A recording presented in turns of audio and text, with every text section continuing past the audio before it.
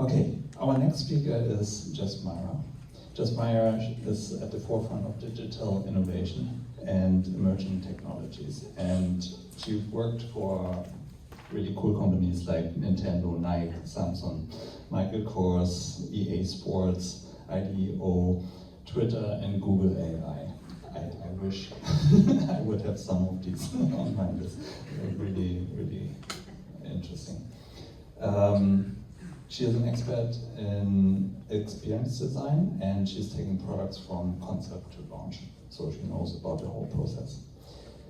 And she is an ex-NASCAT.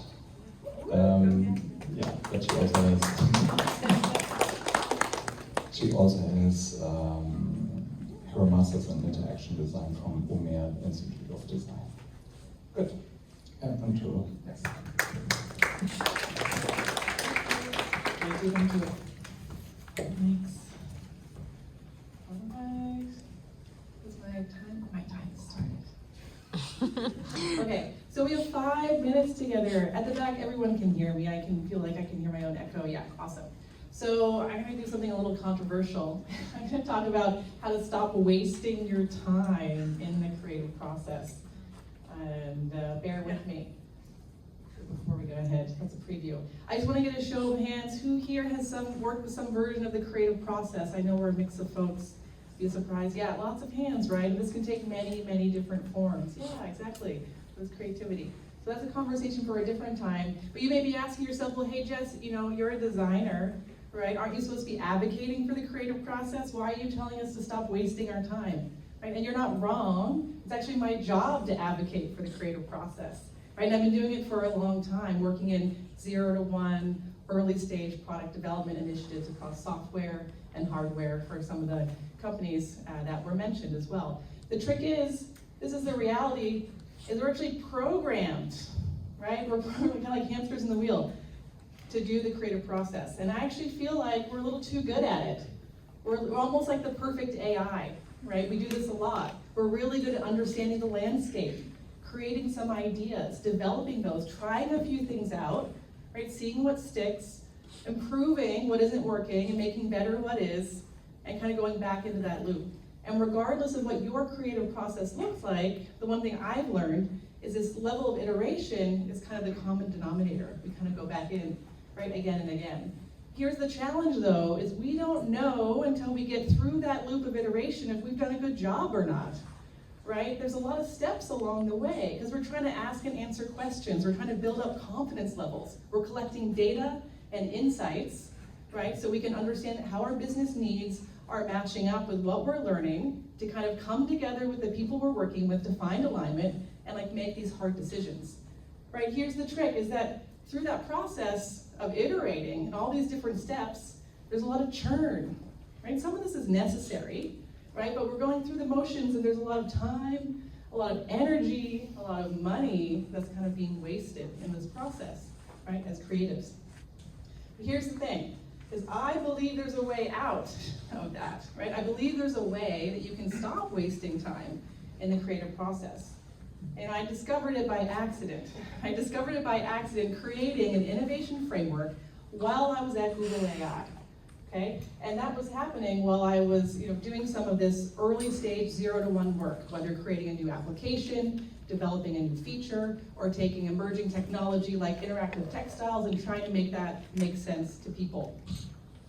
But it all started with an itch, kind of these questions that were popping up through that work that I felt like weren't really being asked or answered, but were like demanding to be scratched. Questions like, well, how new is it? Okay, and are there different types of new?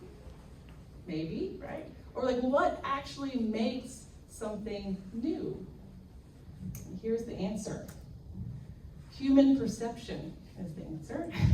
There's 2 different parts to this. This was kind of the aha, right? There's the cognitive baseline of your audience. That's the answer. But let's unpack that really quick because I have a minute and a half left. So we talk about audience, what does that mean? Because there's different types of audience. I don't have my phone on me. Imagine this is a phone. Okay, so one audience type might be for anyone working in software development, like your end user using your app as a product. Another type of audience might be a mixed group of folks in a boardroom, like stakeholders making a decision, right? You need to know who your audience is, right? You need to know what their cognitive baseline is.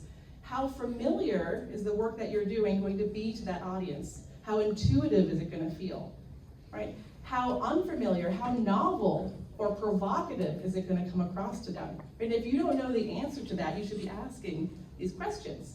But I'm going to stop here because you might be saying, hey Jess, I thought we were talking about like catapulting and ejecting out of the creative process. Well, we are, I promise.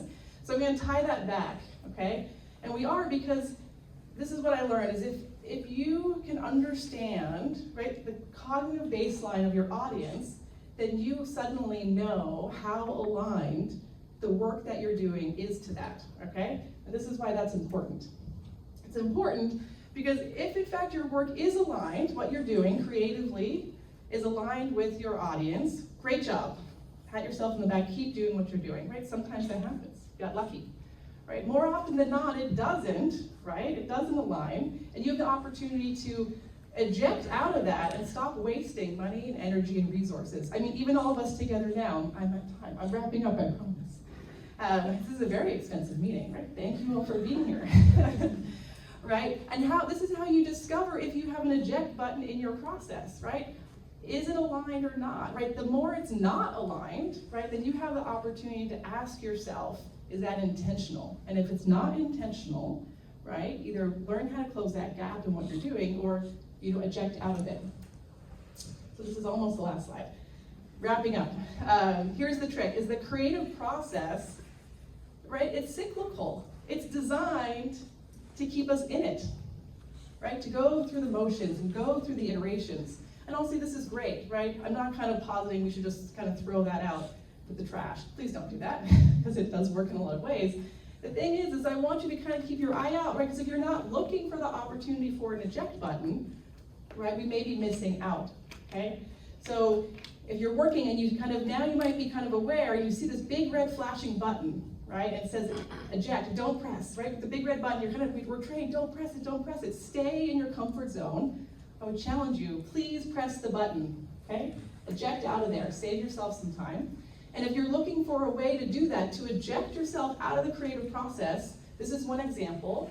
This is the innovation framework that I mentioned that I pioneered and evangelized while at Google AI. And I believe this is one way that you can do that, right? And this is a novel way to evaluate experiences and understand the cognitive gaps of the people that you're creating for, your audience, right? Which might actually take a lot of different forms. And I would love to hear about other examples because, I'm sure there are more eject buttons out there that I don't know about. Thank you.